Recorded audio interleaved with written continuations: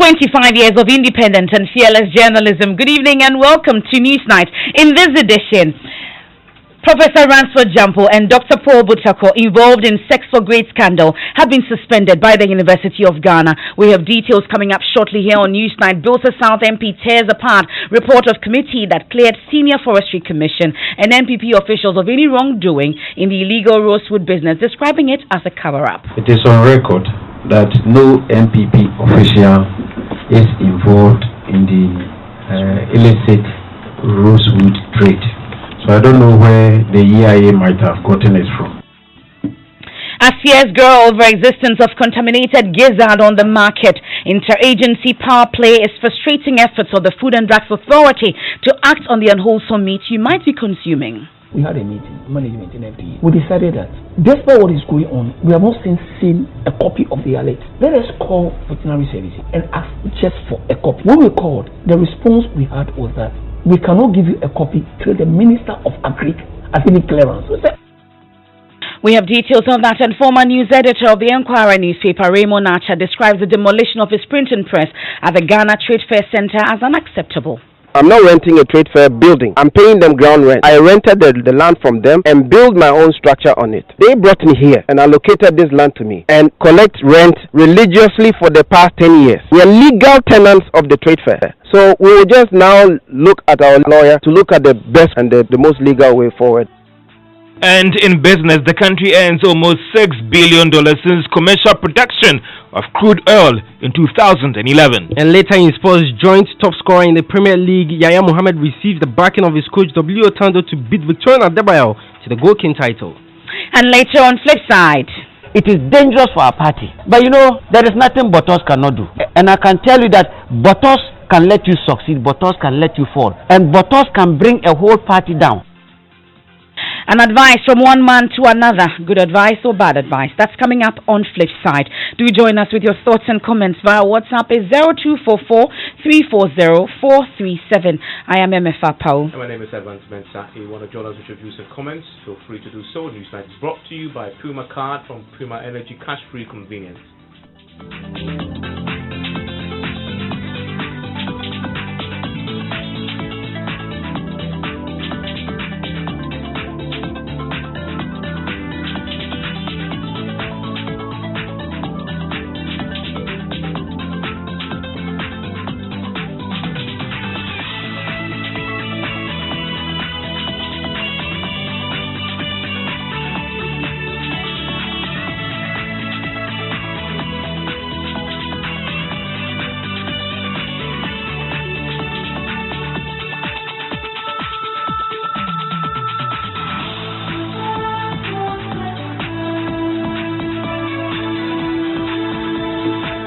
Let's settle for details. We start tonight from the University of Ghana, where the university has a statement out tonight announcing the sanctions they are imposing on two lecturers accused in the Sex for Grade documentary that the BBC put out several months back. Professor Ransford Jampo and Dr. Nutiko. What are the details? Okay, so the disciplinary committee has completed their work, and there was a hearing on the matter involving the two. That's Professor Ransford Jampo and Dr. Paul Butako. So in line with Statute 46, Clause 2 of the University of Ghana Statutes as amended, and the Regulation 15.0 of the Code of Conduct for Academic Staff of the University of Ghana, the disciplinary committee, amongst others, recommended a 6-month suspension without pay for Professor Jampo and a 4-month suspension without pay for Dr. Butako.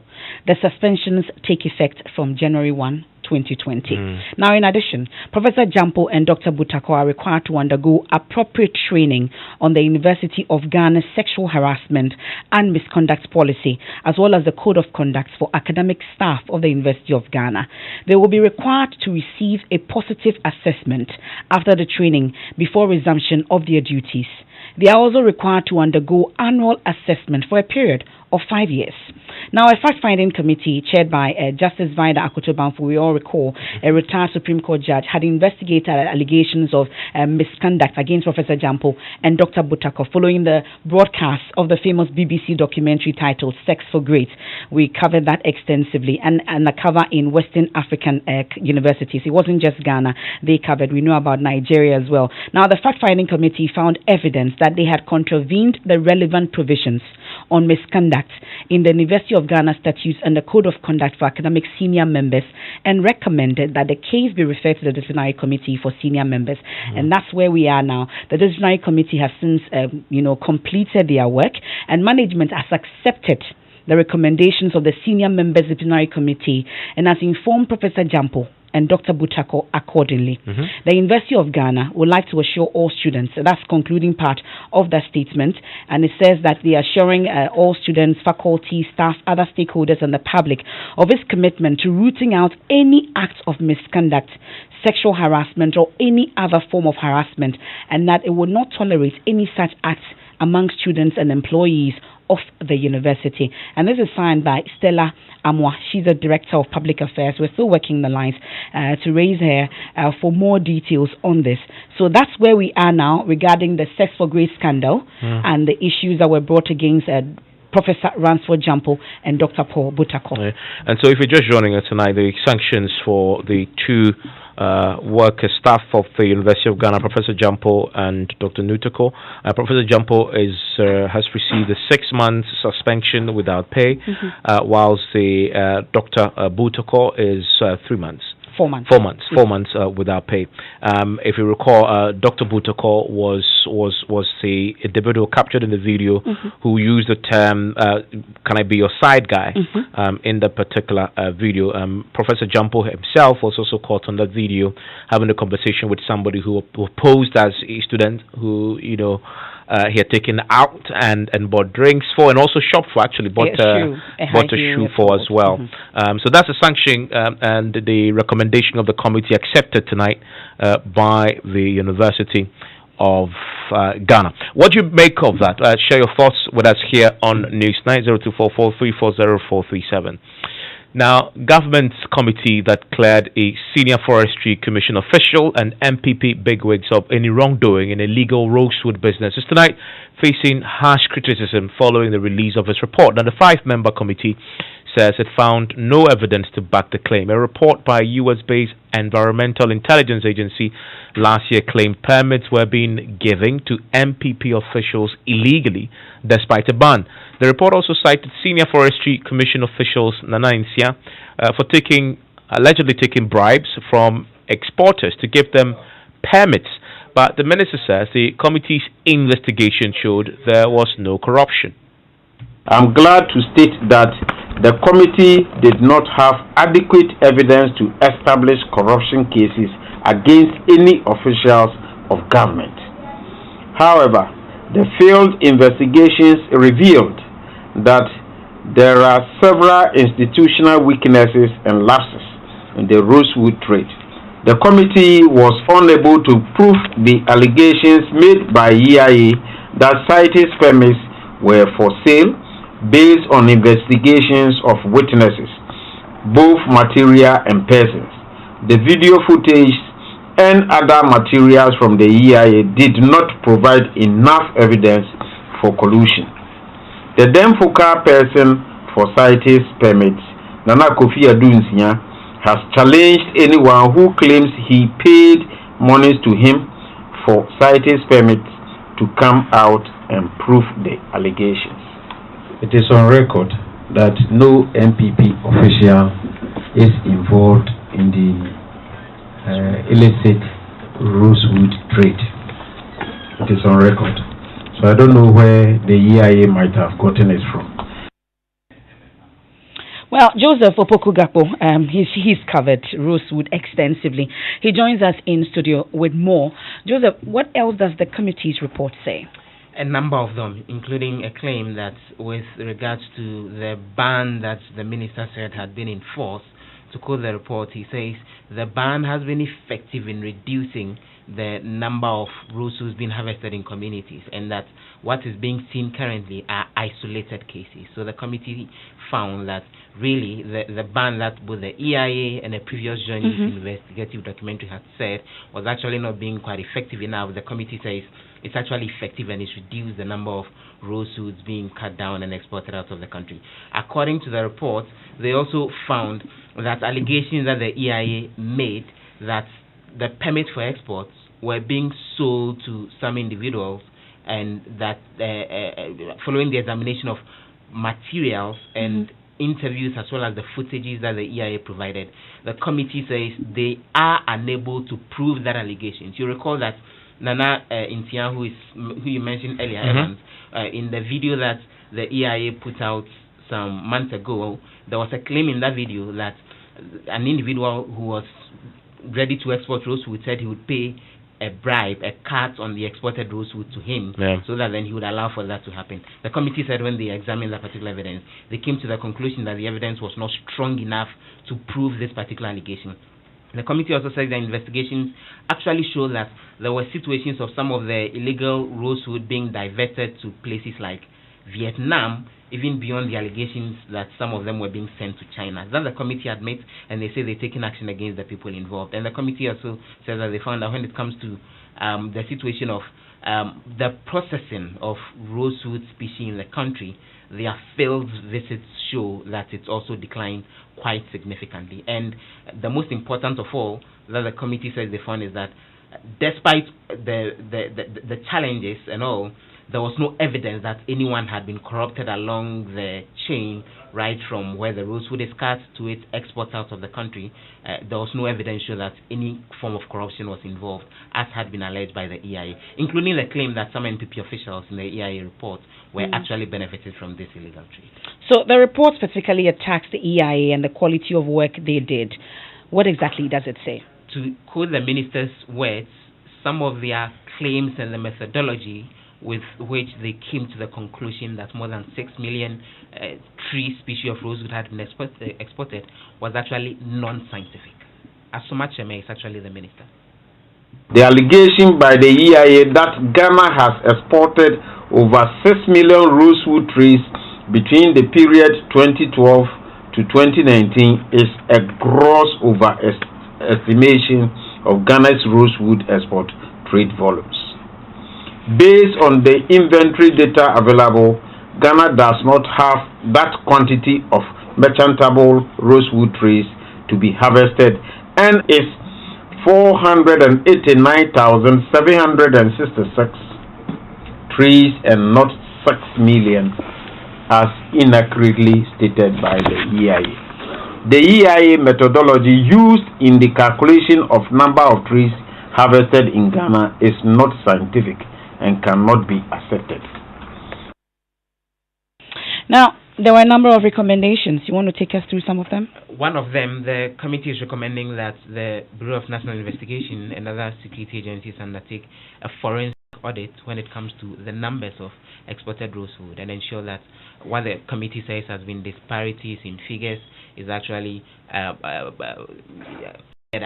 Again, the committee is recommending what they say should be an extensive interagency collaboration between the Forestry Commission, the police, the GRA, and other intelligence agencies to ensure that the ban on the export of this particular species is actually enforced.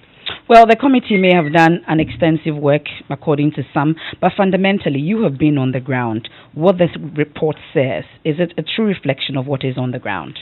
Unless over the last 1.5 years or so, since we've been on the ground to investigate this matter, and when the committee also went on the field to do its own investigation sometime in September, October last year, unless so much has changed drastically between that period when we were on the ground and when the committee went onto the ground, then it doesn't look like this is clearly a reflection of what we saw at the level of joinings when we visited some of these communities where the cutting and the export was happening. I know we're working to contact the EIA following this committee's report. Do we have anything from them? So they say that it's actually come to their attention, the full report that was put out on Friday by the Ministry of Lands and Natural Resources. They are studying it and they will respond soon.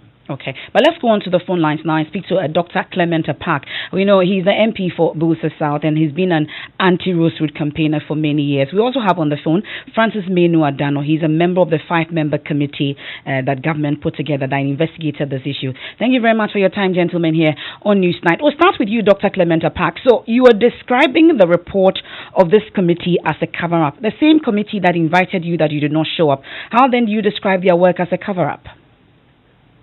Well, first of all, let me say good evening to you and to our listeners, and to indicate why I refused to accept the invitation to appear before the committee. You will reckon that the government chose to put in place a committee after the EIA had published its report, and the said report was also shown, at least the video of it, on international media outlets like the CNN, the BBC, and Al Jazeera. And the reason why I chose not to appear before the committee was because of the composition of the committee. If you have had time to look at the EIA report, and even if you had seen the fantastic documentary that, Gapo did on this issue, even before the EIA report came into existence, it was very clear that there were certain institutions that were complicit, one way or the other, in allowing, facilitating, and even participating in the illegality. And so when the ministry then chose to make a deputy minister for the Ministry of Lands and Natural Resources the chair of the committee, and appointed 2 persons from the Forestry Commission, appointed 1 person from the Ministry of Lands and Natural Resources itself, and also added somebody from GRA Customs, and only added 2 persons that I considered were independent, a representative from civil society and a representative from the private sector.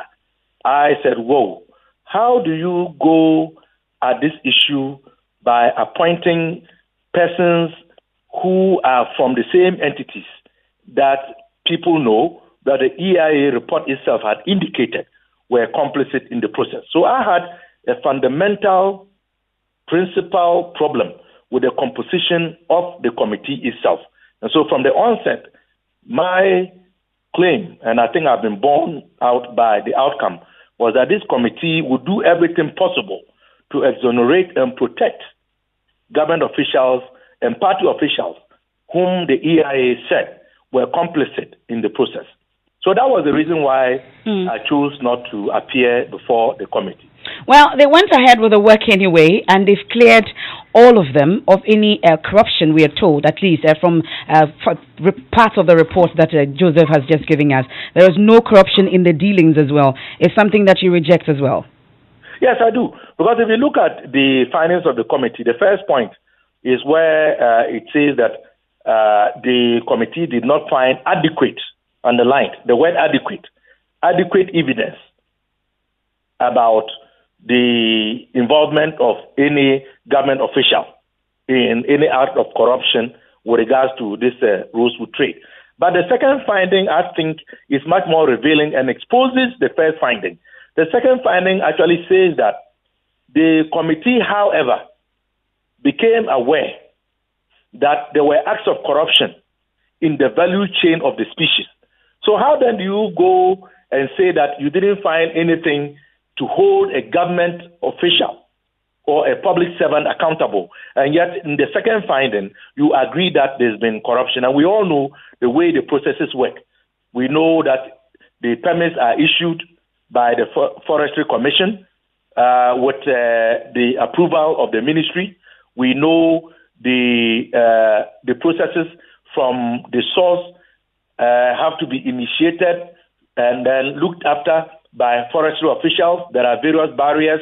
It has to come through customs, has to come to the port before it is exported. How do you say that on the one hand, there is no government official who can be held accountable, and yet you say that there is corruption along the value chain? But be as it may, just to make the argument crystal clear, Joy FM through Opoku Gapo did a fantastic investigation, and the documentary was aired.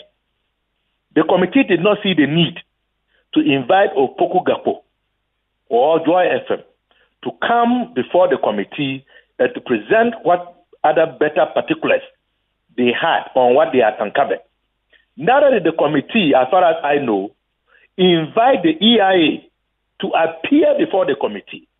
And so how do you then exonerate government and public officials without inviting the two principal sources, as far as I know, who have done the most work and know where the challenges are and the entities that are culpable? And then you draw a conclusion that you did not have adequate evidence. Well, a member of the committee is also with us on the line, like I said, Francis Menu Adano. We are grateful for your time, Mr. Adano. So the issues about the composition of your committee has been called into question. For instance, we are told that only 2 independent members were part of that committee. And then also the EIA, for instance, is an investigative piece that we've been referring to. Joseph is also with us in the studio. We'll find out from him if he was invited at any point in time. But how then do you go on and exonerate these people when these key basic things were not met? Thank you very much. My name is Francis Menu Adabo BOR.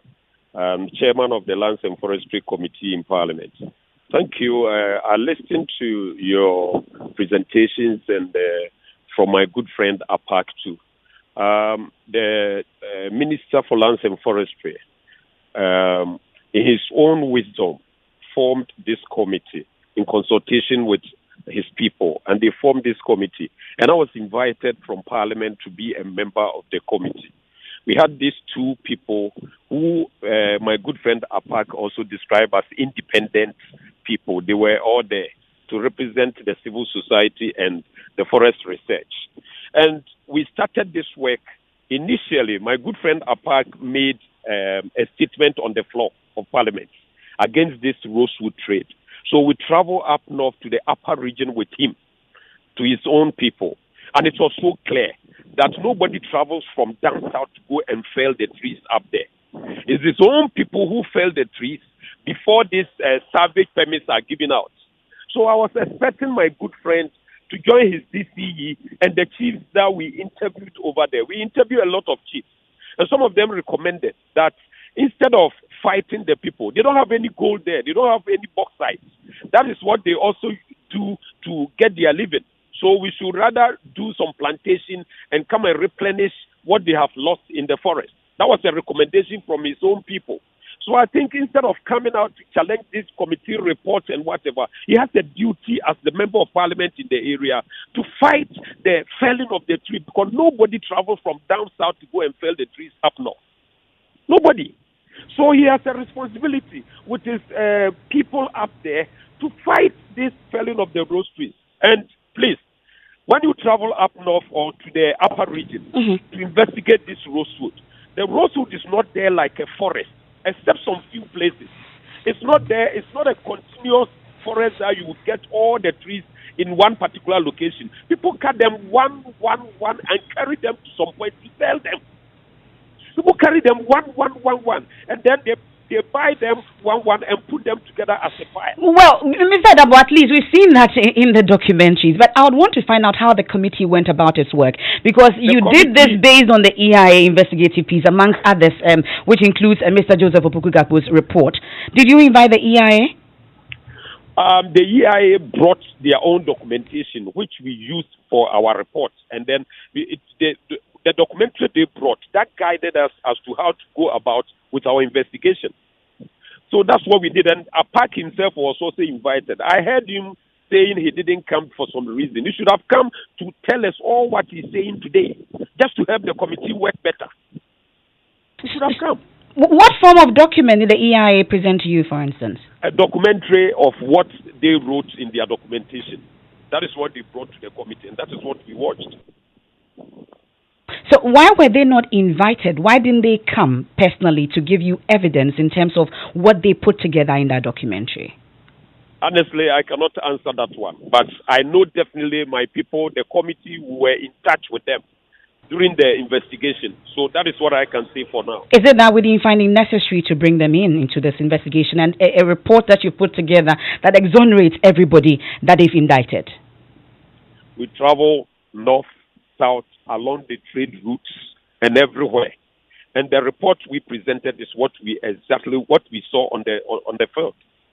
So who did you speak to as part of your investigation? We spoke to the customs people. We spoke to all the people who are involved in the trade, from the ground where the rosewood is felled to the ports. These are the people we interviewed. We did not see any. You see, the rosewood had been banned since March last year. Mm-hmm. So all those who were, trading this rosewood, they were doing it illegally, and it was difficult to detect. We went to the ports, and then we realized the customs people didn't know even the difference between the species. They were not trained to even identify the species, the difference between them. And there were so many times, the people who fumigate. There are some species like teak. They fumigate teak before they export. So when the rosewood comes and they say it's a fumigated teak, then the customs people will not go there, and then the rosewood can pass. These are some of the things we saw, and we have now alerted them how they can even enforce the law. So but Mr. Adabo, if I may come in quickly, it appears that you spoke to the very people that were indicted as part of this report put together by EIA, and you expected them to admit to your committee that they committed an illegality. We couldn't have done otherwise, because these are the same people who work on the rosewood from the point of cutting the rosewood to the exports. So who did we have to interview, apart from the same people? But as part of speaking to people, I'm sure you've seen Joseph Opoku-Gapo's report, for instance. He's done extensive work on this. Did you invite him at any point? Did you find the need to? I'm not too sure about that. Well, but I know the secretariat took information from many offices and they put them together. Well, we'll leave it here, Mr. Adabo. We are grateful for your time. He's the chairman of the Lands and Natural Resources Committee in Parliament. Mr. Apak, I'll give you the final word. So you were saying that you are bringing them back to Parliament for further interrogation. Is that it? No. What I've said is that I have faith in the office of the Special Prosecutor, knowing fully well that the government officials were involved, Forestry Commission officials were involved, and MPP party bigwigs were involved. I knew that this committee was going to do a job to whitewash the accusations leveled against. So I had gone on to petition the office of the Special Prosecutor. But you see, I must say something straight. I am very disappointed in the comments that the chairman of the Lands Committee has made. It is not true that my people cut the logs, pile them up, and then seek to sell them to merchants. What happens is that permits are given by the Forestry Commission through the ministry, claiming that there are some logs somewhere in Doninga or Fumbisi or Wale to go and salvage. And these permits are then used as a buffer to sponsor young men and women to go and cut down the trees. Okay. For those same traffickers to go and then apply for a permit to convey them for export. We'll leave it here. We are grateful for your time. That's the Booster South MP, Dr. Clement Apak. You also heard earlier Mr. Adabo, who is the chairman of the Lands and Natural Resources Committee in Parliament. Let's return to that earlier story that came in from the University of Ghana with the statement they issued about the sanctions imposed on Professor Ransford Jampo and Dr. Paul Butako. Just been joined on the telephone line right now by the Director of Public Affairs, University of Ghana, Madam Stella Amamisa. Madam, I thank you for your time here on Newsnight. Thank you. Okay, so what went into let's just put the suspensions in context for me. What does is this stipulated by the code that governs conduct within the university, and is this the highest sanctions possible? What went into the 6 months for Ransford Jampo and 4 months for Butako? Well, thank you. The university rightly, as you said, has issued this statement. These sanctions, that is the suspension that has been imposed on the two lecturers, is coming from recommendations made by the disciplinary committee.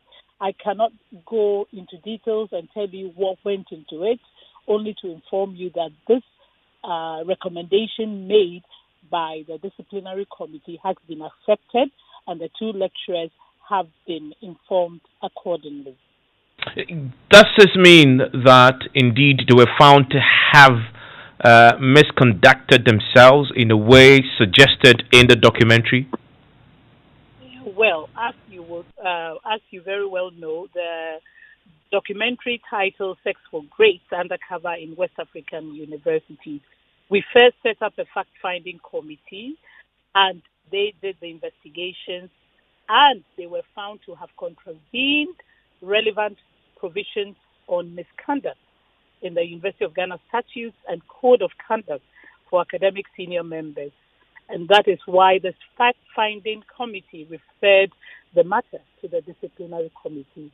The disciplinary committee, also having investigated the matter, have also imposed or recommended these sanctions, if you will, and that's the recommendation of a 6-month suspension without pay for Prof. Zampo and a 4-month suspension without pay for Dr. Butako. I cannot stand in for the disciplinary committee. I'm not privy to all the discussions or the investigations they went through. I can only inform you about the recommendations made by the disciplinary committee, which has been accepted by management of the university, and these affected lecturers haven't been informed accordingly. Because I was going to ask which particular sections of the statutes they've contravened. Is this something that you could share with us? Yes, I do not have the full statement, but I know that this is in line with Statute 46(2) of the University of Ghana Statutes as amended, and in the Code of Conduct for Academic Staff of the University of Ghana is Regulation 15.0. I do not have these documents before me, so I may not be able to read them out to you. So yeah, I mean that's what I guess I was trying to get an expansion on as to what particularly these ones. Where I sit now, I do not have these documents before me, and I need to quote verbatim. Okay. Going into the investigations, we understood that the severe sanctions you could face will be outright dismissal from the university. Since that didn't happen, it almost seems to suggest that the committee did not find that the gravity of what they alleged to have done merited that ultimate sanction. Well, that may be your interpretation, but I do not want to hazard a guess for the disciplinary committee. Do we know how the two gentlemen are reacting to this? And also, there's a suggestion in there, in fact, it's stated that part of them being reintegrated will be a training or some form of a rehabilitation process where they will be vetted and approved before they come back. I mean, if you can tell us more about that process. Well, yes, the disciplinary committee recommended that the two will have to undergo some training with respect to the university's sexual harassment and misconduct policy, as well as the code of conduct for academic staff of the university. And so they are required to do so and to receive a positive assessment after their training before they resume duties after they have served their suspension. And they are also required to undergo annual assessment for a period of 5 years. And that recommendation has also been accepted by management. And the lecturers have been accordingly. Would this annual assessment would it be based on how they perform in terms of within the context of sexual harassment?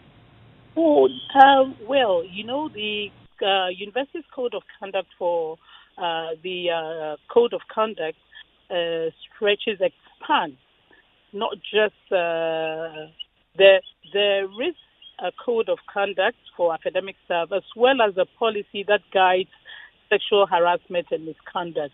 And so I am sure that whatever training they are going to go through will take account of the university wants to achieve, or if you will, what they should achieve at the end of this training.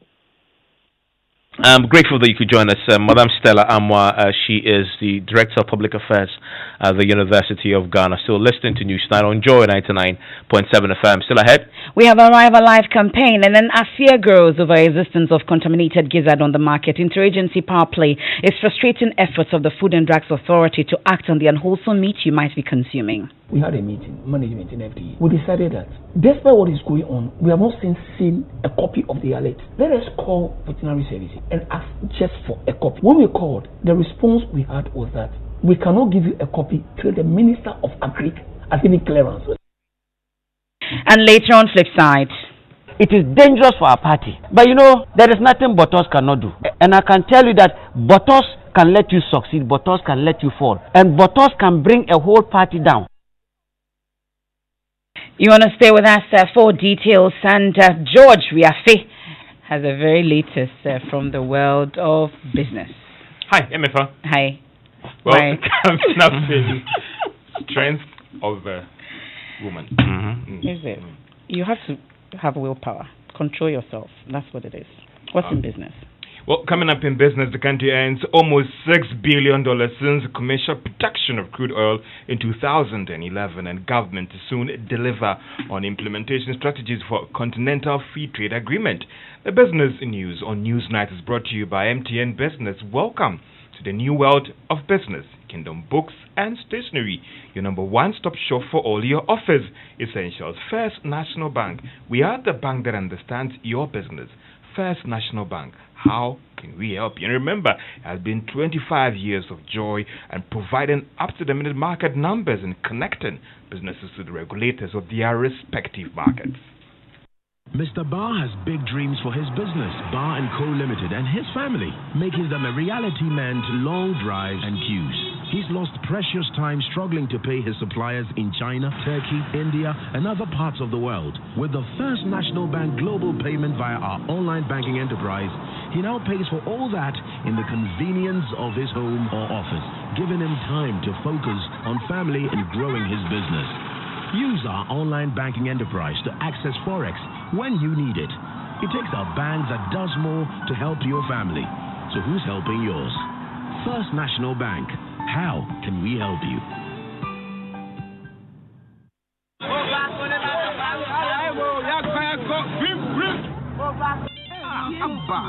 What kind of phone is this? Hey, Joe, into the coloring to have run you. Chance not for you. Uber upgrade. Shasuna dialing. *120*1#. Never can MTN resume level provo. If we and never pim every busumi in a year. Would your Kosuna use with MTN number? No. 2 more now, but we need 20,000 iPro 5S phones to move back. Cafe door. Bob, come up. Test it. Now, if you come on, Monica, I bet now. I said, Uber can you ringtone. So we'll suck our iPro 5S phone. MTN Resume level provo. New year, new phone, new ringtone. We are good together. We're there for you everywhere you go.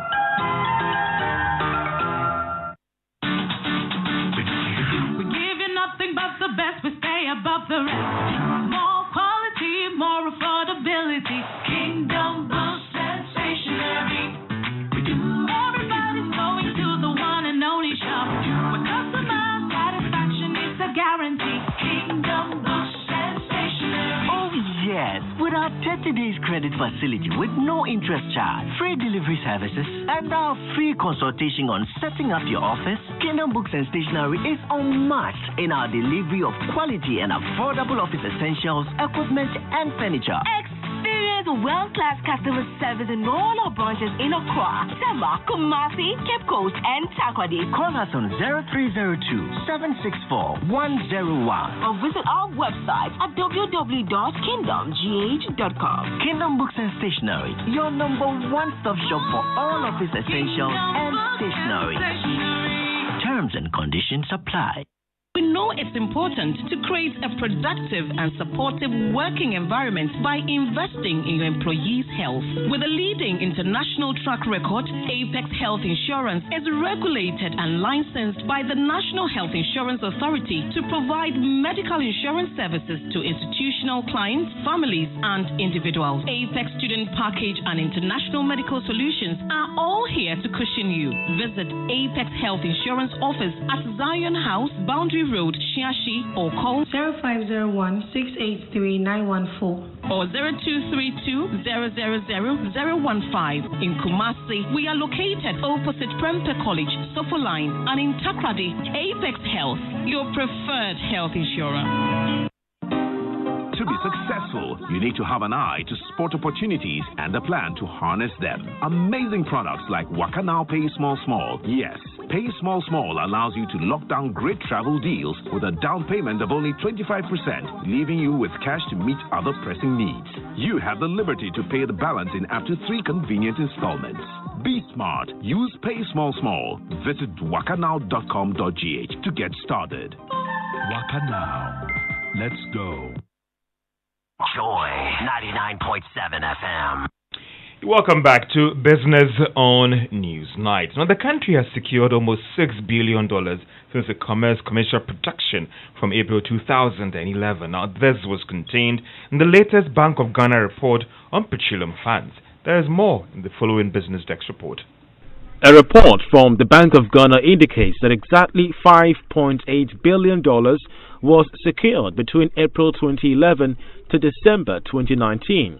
This was the amount that government got in terms of Ghana's share from revenue secured from crude oil exports during the said period.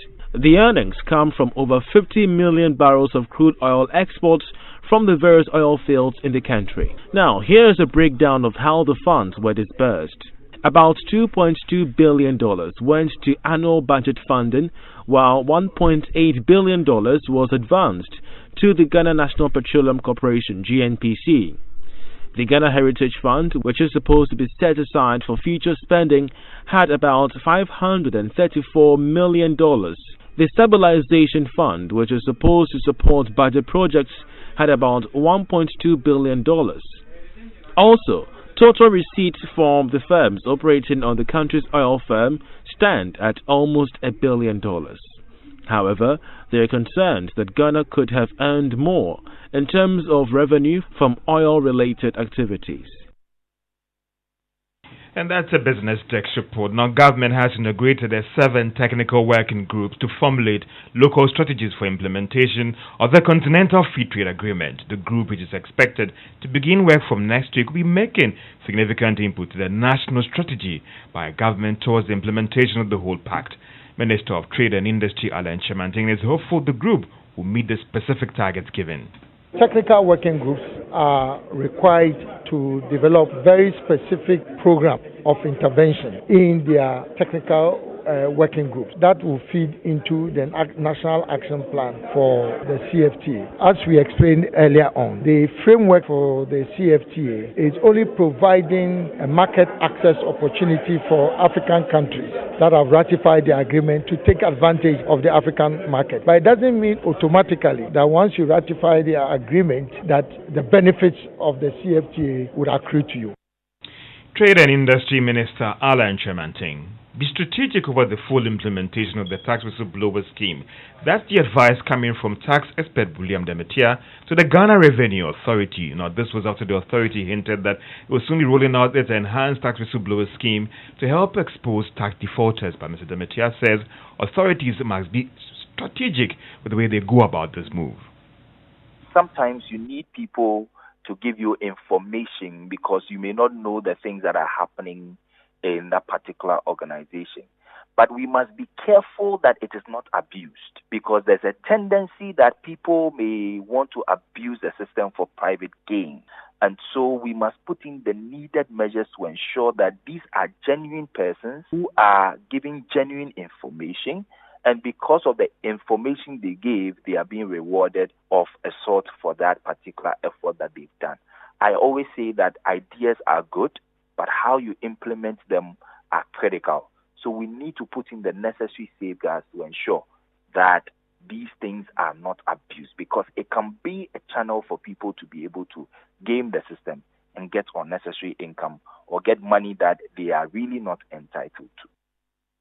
Tax expert William Demetia. And that's all for Business on Newsnight. There has been 25 years providing those big breaking business stories to our listeners over the years.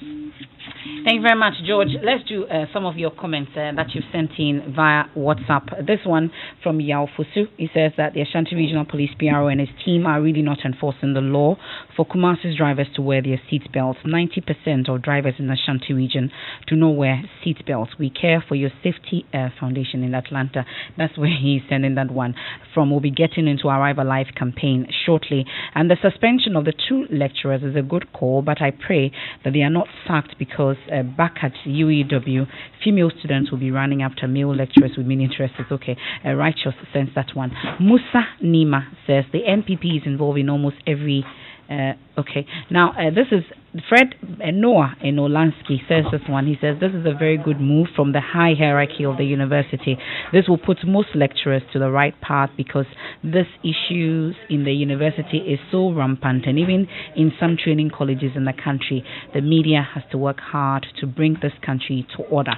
Musa says clearly the committee report was an attempt to cover up some misdeeds perpetrated against the people of Ghana. I expect those who are indicted by the EIA report to accept and work around the clock to redeem the image. One day, when corruption is becoming unbecoming. The final one says the committee was just formed to exonerate the MPP members. Everything in Ghana now is about MPP and raising money for their people. You're still listening to Newsnight here on Joy 99.7 FM. It's time now for our Arrive Alive campaign. Now, Deputy Transport Minister Daniel Ni Titus Glover is worried that the campaign against road accidents can be marred if rickety commercial buses, popularly known as trotro, are not cleared off the roads. Many of them lack basic safety precautions. Have you sat in a trotro recently? Definitely no seat belts. I mean, you've forgotten that you don't have seat belts, right? Definitely no seat belts, no emergency exits. Most of those vehicles have simply been retrofitted to serve a commercial purpose. Even proper seats, you can't find them in a trotro vehicle. So it becomes the latest to join the Joy News Arrive Alive campaign. Titus Global called on DVLA and transport unions to crack the whip in order to save lives. So we'll hear from him shortly, but you know that our colleague Erastus Asare-Donko is also reporting that one person was crushed to death in an accident attributed to poor visibility created by extreme dust pollution on the Atunsi-Kuntunasi Road. We also know that over the weekend in the OT region, for instance, there was an accident also that claimed 10 lives, and then of course 8 persons are in critical conditions as we speak. We'll head there shortly, but we can hear from Erastus Asare-Donko. Driver of tipper truck who is in custody has been telling police he did not see the taxi cab approaching. His vehicle rammed into the small Chevrolet vehicle, flattening it. The body of Kwame Entry, 57, has been deposited at the Pramso Hospital morgue. His colleague drivers are angry. They attribute the accident to poor visibility due to extreme dust pollution. We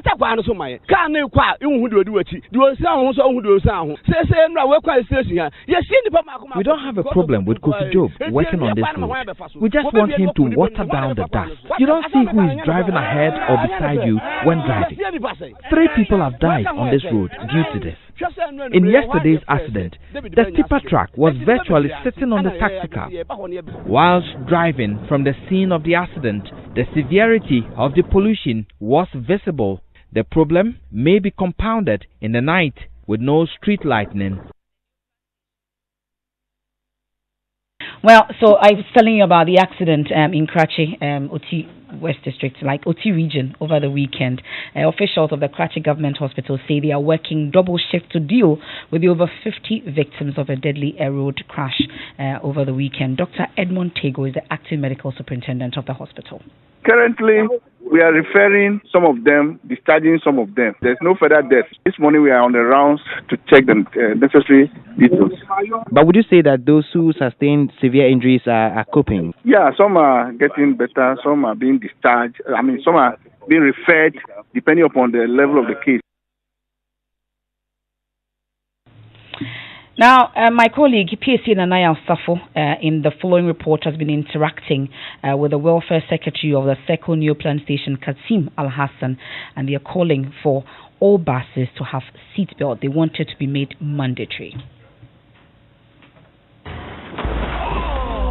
It comes down to a matter of seconds when 2 vehicles collide. The body originally in a state of rest, is thrust forward by the sudden shock. A dependable seat belt is often overlooked, yet last line of defense holding passengers stable amidst the chaos. Virtually all trotros have no seat belt to protect passengers. I spoke to some of the drivers in Accra on this reality. 4 years to 5 years. So okay, lance can as 1 year seat better.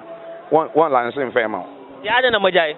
Say, what you know, say, seat Nisoson, Obi seat better, what the man, no more planning here. Seat belt, I said, rather be on what track, we sit, sir, I saw we seat belt.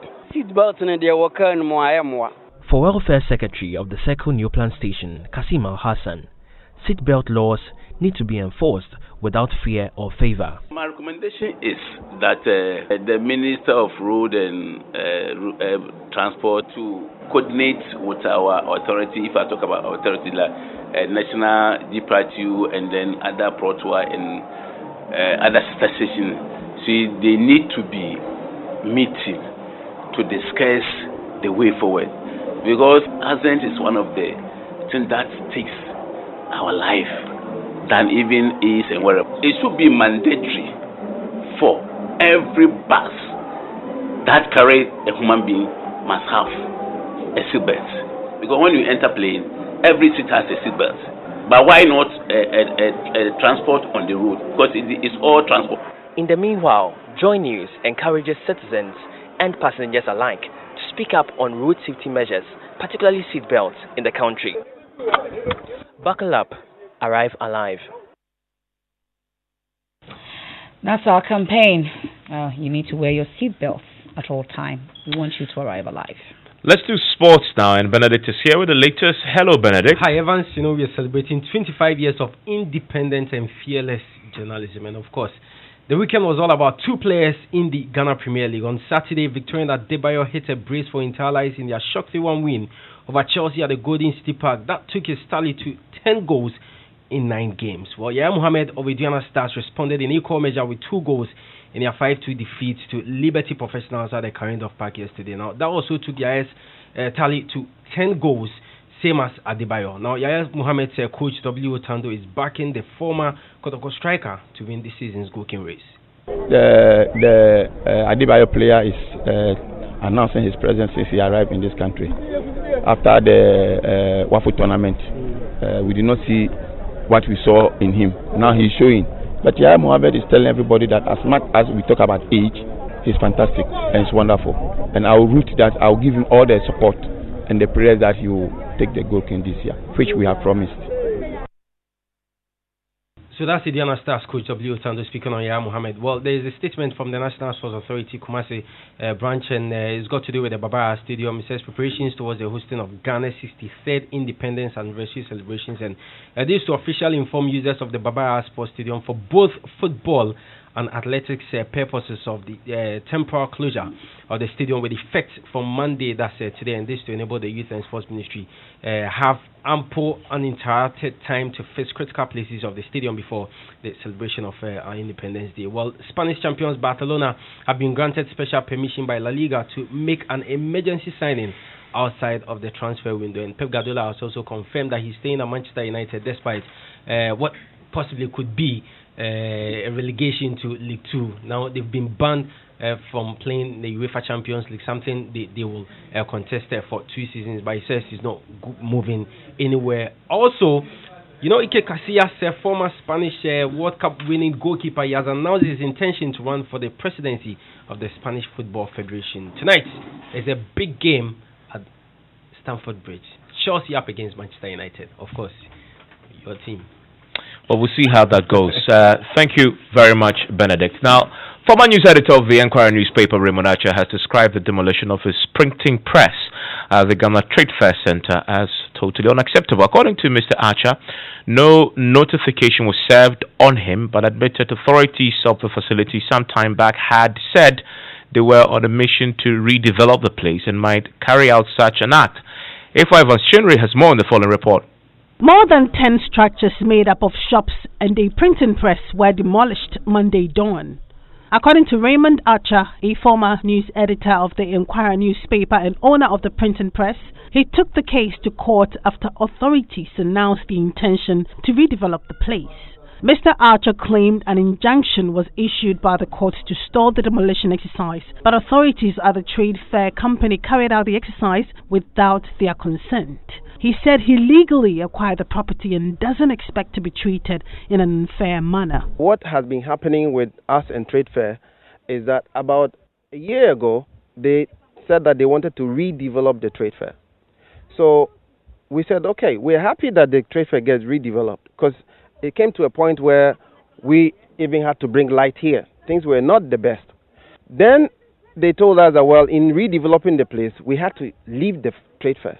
So I said to them, we're here not by the fact that we just came here and sat here and took your land and stayed on it. We applied for this land. You gave us this land. You supervise the construction of our factory.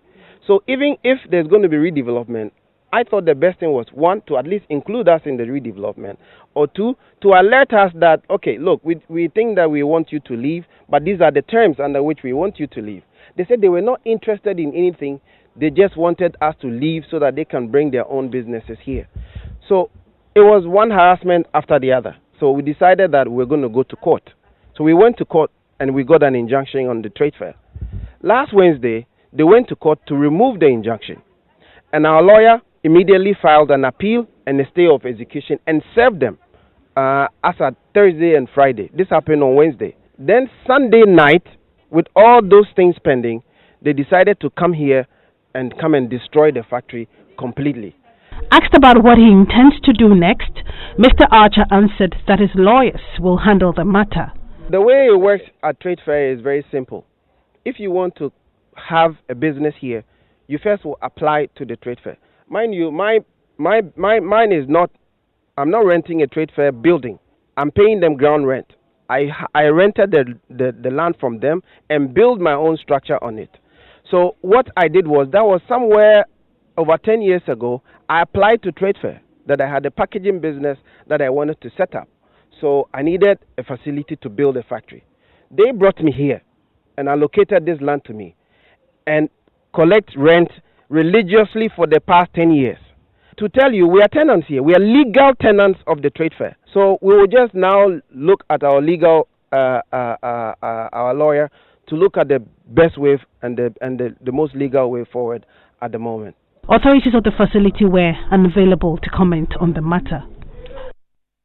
Well, we reached out to the Trade Fair Authority, and they had said that they expect the Information Ministry to be dealing with all queries on this matter. We're yet to get further clarification on the issues, but Mr. Archer himself articulates that he spent more than $10 million in developing this particular factory that employs about 100 plus people at trade fair. And so this is a matter that definitely you're going to be looking into. Now let's, if you are one of those who enjoy gizzard from the open market, chances are, and I don't want to spoil your dinner tonight, chances are that you may be eating salmonella infested product. This is because a 340-feet container of poultry products imported into the country are deemed unwholesome for human consumption. But the bad news is that the products cleared at the Tema port in March last year is already in the market. As you may be aware, the Bureau of National Investigation is probing this particular matter, but interagency power play between the Veterinary Services Department and the Food and Drugs Authority is stalling moves to trace and stop further consumption of the particular product. So how safe are we, and what is the Food and Drugs Authority doing to ensure that contaminated gizzard is off the market? Head of Communications James Latte has been speaking to my colleague Gift and Rapia on the Pulse. We have been dealing with these agencies. Okay. Because they bring in their products, they bring certificates, which we verify, we know they are genuine. Okay. So when a genuine certificate comes, we know it is a genuine certificate. Okay. And in this instance, this is not a fake certificate. This is genuine. It's genuine. So does it mean that the Brazilian authorities... Let me come in here and explain it.